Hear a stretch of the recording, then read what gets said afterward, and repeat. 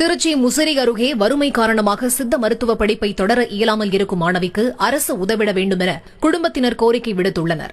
வேளக்கானத்தம் கிராமத்தில் அழகுமுத்து லலிதா தம்பதிக்கு விமலா என்ற மகள் உள்ளார். தந்தை மற்றும் தாய் இருவரும் கூலி வேலை செய்து வருகின்றனர்.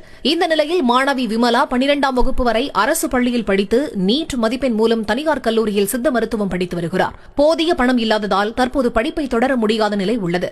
எனவே முதலமைச்சர் தமக்கு உதவிட வேண்டும் என கோரிக்கை விடுத்துள்ளார்.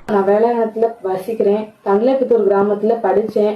12th முடிச்சதுக்கு அப்புறம் நீட் கோச்சிங்க்கு போனேன். நீட் கோச்சிங் போனதுல எனக்கு MBBS சீட்டு கிடைக்கல. அதுக்கு பதிலாக எனக்கு சித்தால பிரைவேட் காலேஜ் கிடைச்சிருக்குது. வருஷத்துக்கு 2.5 லட்சம் எனக்கு ஃபீஸ் கேட்கறாங்க. தமிழக முதல்வர் ஏதாவது சிறப்பு உதவி செய்யுமாறு தாழ்ந்த பணியுடன் கேட்டுக்கொள்கிறேன். அப்பா எனக்கு வாய் பேச மாட்டாரு. அம்மா கூலி வேலைக்கு தான் போறாங்க. எனக்கு நீங்க தான் பார்த்து ஏதாவது ஒரு ஹெல்ப் பண்ணணும்.